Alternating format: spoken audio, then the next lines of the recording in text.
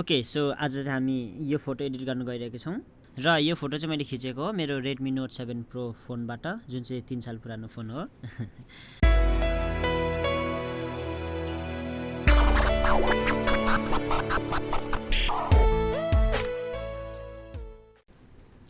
पहिला हामी लाइट्सलाई एडजस्ट गरौँ लाइट्समा यसको एक्सपोजरलाई अलिकति घटाइदिउँ फोन पनि राम्रो टच हुँदैन पुरानो भएको कारणले गर्दा तर केही छैन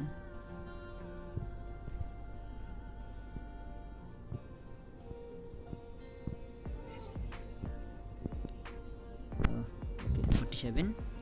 कन्ट्रास्टलाई एज इट इज छोड्दियौँ यसलाई हामी अहिले कर्व्स टुल्सबाट गर्नेछौँ हाइलाइटलाई अलिकति घटाइदिउँ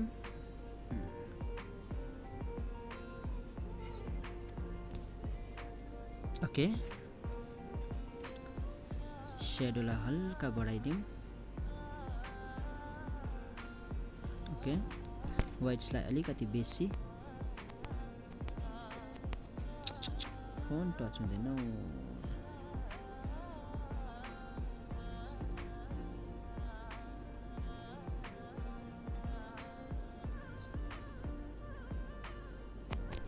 ओके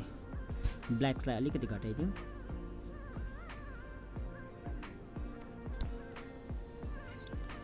र हाम्रो फोटोमा लाइट एडजस्ट भइसकेको छ अब हामी जुम कलर्समा भाइब्रेन्सलाई बढाइदिउँ अलिकति ओके टेम्परेचरलाई अलिकति कम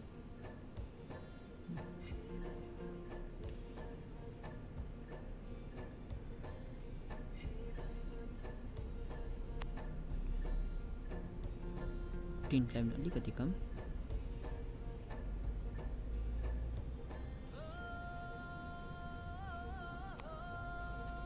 ओके अब हामी चाहिँ कलर मिक्सरमा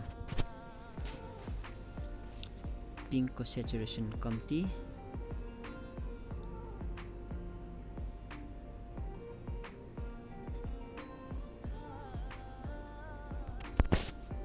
पर्पलको कम्ती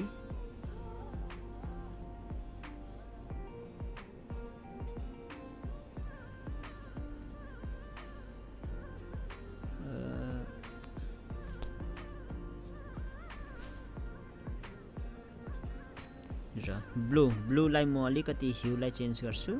किनभने मलाई टी सर्ट र प्यान्टको कलर चेन्ज गर्नु छ सो टिलमा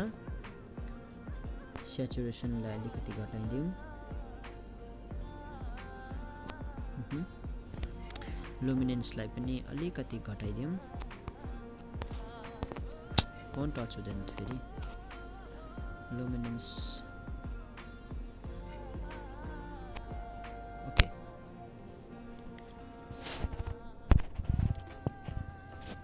टिललाई एसिडिस छोडिदिउँ ग्रिन्सलाई पनि टिल बनाएर सेचुरेसन अलिकति बेसी लुमिनेन्स अलिकति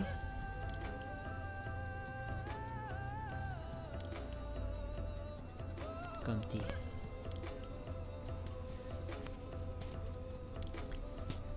येल्लोलाई अहिलेलाई एज इट इज छोडिदिउँ यसको ह्यू अलिकति येल्लो साइडमा ल्याएर हाम्रो स्किन फोन टच हुँदैन हो हाम्रो स्किन टोनलाई चेन्ज गरौँ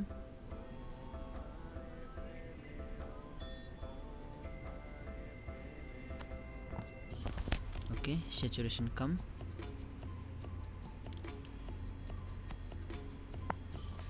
लुमिनेन्सलाई अलिकति बेसी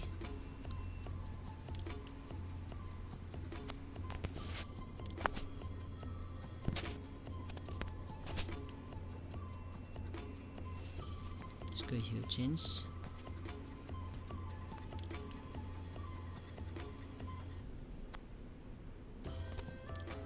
सेचुरेसन कम्ती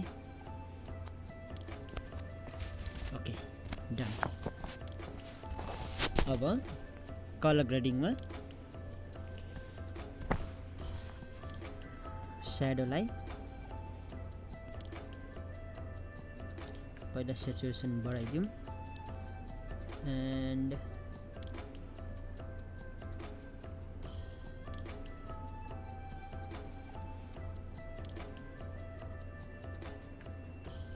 टिल सेचुरेसनलाई हल्का घटाइदिउँ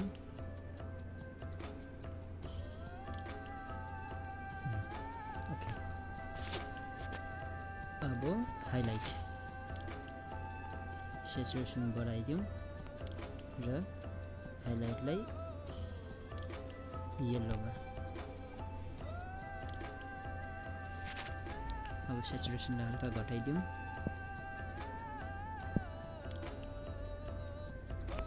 ओके फोटोमा धेरै चेन्ज आइसकेको छ यसलाई डन ओके अब मास्किङमा गएर ब्रसलाई लिउँ ब्रसको साइज अलिकति कम्ती एन्ड बेसी भयो जुम ब्रस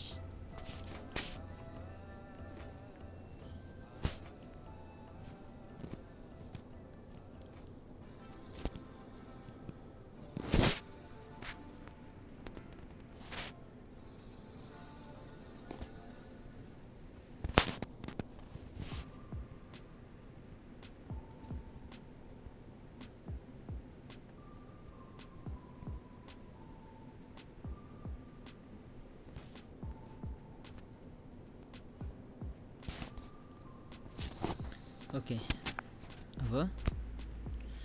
यसको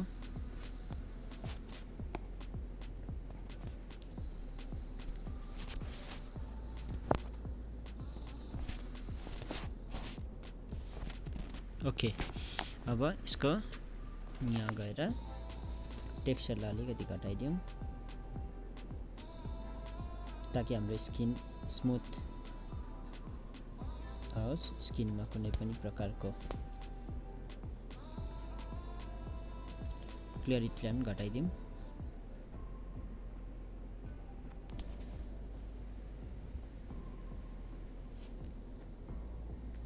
ओके डन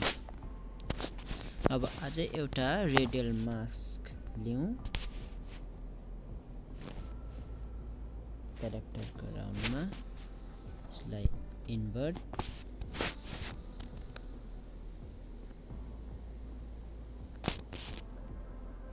and clarity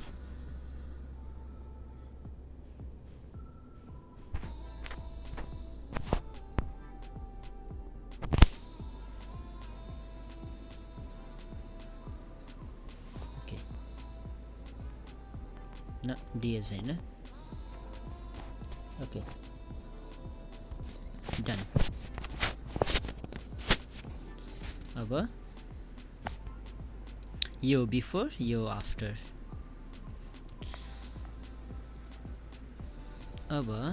अलिकति भिन्टेजलाई घटाएर मिड टोनलाई भिन्टेजलाई यति mid tone should be okay अब फेरि लाइट्समा गएर कर्व्स में गएर